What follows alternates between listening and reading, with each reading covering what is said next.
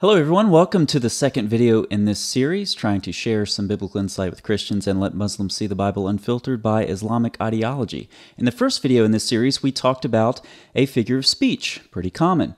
In this video, we're going to go to the other side of the spectrum and talk about a particular grammatical construction that only occurs once. Now, in spite of its rarity, it does occur in a very commonly read and commonly memorized psalm. It's pretty short, Psalm 23, so we'll just go right through it. The Lord is my shepherd, I shall not want. He makes me lie down in green pastures. He leads me beside still waters.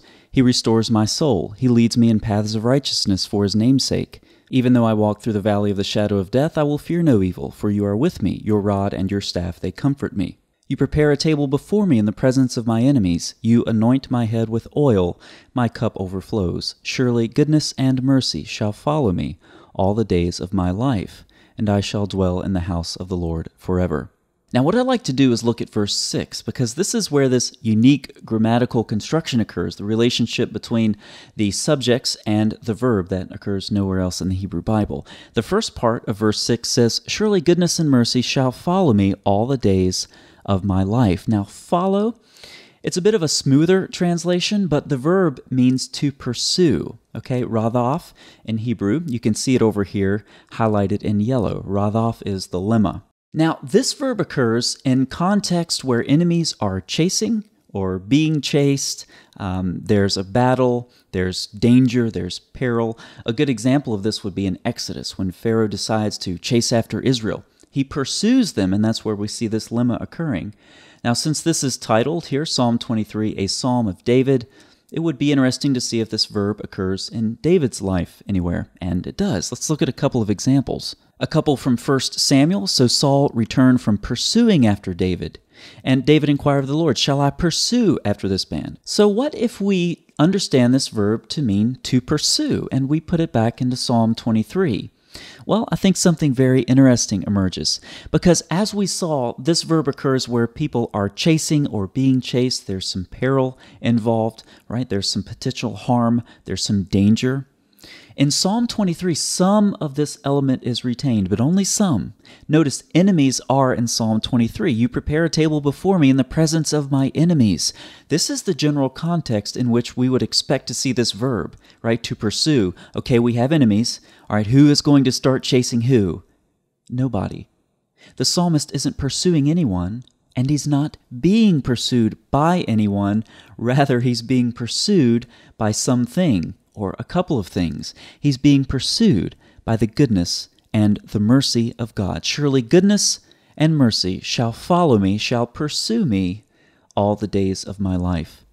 And this isn't just short-term optimism. He says, I shall dwell in the house of the Lord forever. And so the psalmist has taken a verb that occurs in the context of battles and enemies and danger, warfare, and he's switched it around. The enemies now are powerless. They're just kind of there in the periphery. And the psalmist isn't running after anyone. No one's chasing him. He's just being pursued by the tov, goodness, and chesed, mercy of God. The psalmist, after the highs and lows of his life, after the war and peace, seems to have finally found rest and security, as he's been welcomed with the anointing. He's been welcomed into the house of God.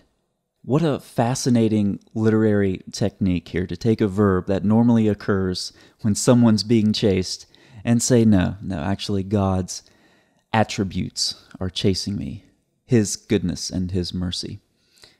Hebrew poetry is pretty complex stuff. The poets do a lot of unique things, but this is pretty straightforward.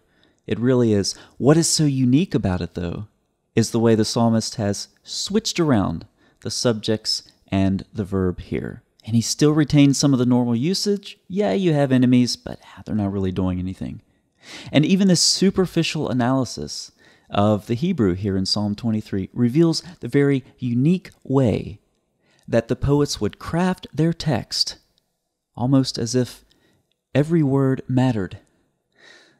I guess it did, because every word constructed this hymn of praise to God, the God in whom they had found their confidence and their security.